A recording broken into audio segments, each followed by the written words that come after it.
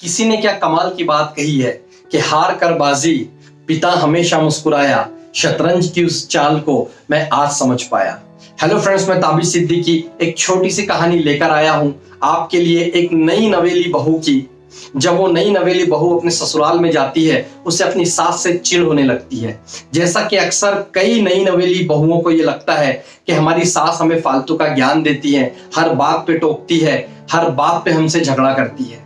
एक दिन वो बहू अपने पति को कहती है कि शायद हमें अब इस घर से अलग हो जाना चाहिए, हमें एक रेंट पे नया घर लेना चाहिए और हमें वहां पे अपनी जिंदगी गुजारनी चाहिए। पति को लगता है कि बहू, मेरी पत्नी अब कुछ ज्यादा ही बोलने लगी है। वो कहता है कि माँ जब भी तुम्हें कुछ अच्छी चीज समझाने की कोशिश करती है तुम समझती नहीं हो। पत्नी को लगता है कि मेरा पति भी अब अपनी माँ का पक्ष लेने लगा है। वो झगड़ा करके अपने पिताजी के पास चले जाती है। उसके पिताजी एक बहुत बड़े आयुर्वेदिक वैद्य होते हैं। बेटी अपने पिताजी से कहती है कि पिताजी, मुझे ऐसा जहर बना के दीजिए जो जहर मैं अपने सास को जब दूं मेरी सास मर जाए। पिताजी कहते हैं, जहर तो मैं तुम्हें अभी बना के दे दूंगा, लेकिन उससे क्या होगा? तुम जहर अपनी सास को दोगी, तुम्हारी सास मर जाएगी, पुलिस आएगी, वो तुम्हें पकड़ लेगी, तुमसे वो मुझ तक पहुंच जाएगी, सब लोगों की जिंदगी बर्बाद हो जाएगी।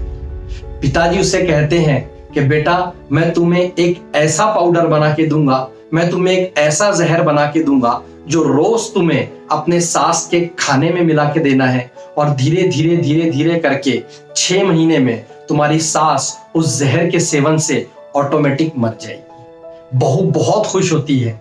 पिताजी उसे वो जहर का चूरन बना के देते हैं, लेकिन उसे एक सीख भी देते हैं कि बेटी, जब जब तुम ये जहर देना अपने सास को स्टार्ट करोगी, तुम्हें अपने नेचर में, तुम्हें अपने व्यवहार में, तुम्हें अपने बिहेवियर में चेंजेस लाना है, ताकि जब तुम्हारी सास मरे किसी को भी, तुम्हारे पति को, तुम्हारे ससुर को तुम पे शक ना हो। तो बहू पिताजी की बात मानती है और खुशी खुशी अपने ससुराल लौट जाती है। जब वो अपने सास को वो पाउडर देना स्टार्ट करती है, वो जहर देना स्टार्ट करती है, वो अपने सास से बहुत प्यार से बात करती है, अपने सास की बात सुनने लगती है। सासू माँ को भी लगता है कि जब भी मैं अपने बहू को अब डांटती हूँ या चिल्लाती हूँ या कुछ बात कहती हूँ तो बहू तो बिल्कुल रिएक्ट नहीं करती, बहू तो बिल्कुल मेरी बेटी की तरह है। धीरे धीरे वक्त गुजरता है, 2-3 महीने के बाद दोस्ती बढ़ती है।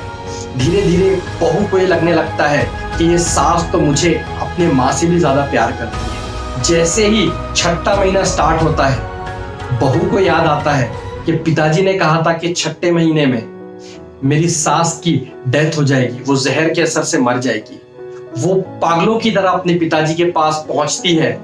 अपने घर पहुंचने के बाद वो अपने पिताजी को कहती है कि पिताजी, मुझे कुछ ऐसा आप उस जहर का एंटीनोड बना के दो, मुझे कुछ ऐसी दवाई बना के दो कि मेरी सास की जान ना जाए, क्योंकि मेरी सास मुझे अपने बेटी से भी ज्यादा प्यार करती है और मुझे लगता है कि मेरी माँ से ज्यादा प्यार मुझे अपनी सास करने लगी है। पिताजी मुस्कुराते हैं और कहते हैं कि बेटा, जो पाउडर मैंने तुम्हें दिया था उसमें कोई जहर नहीं था, वो सिर्फ एक चूरन था।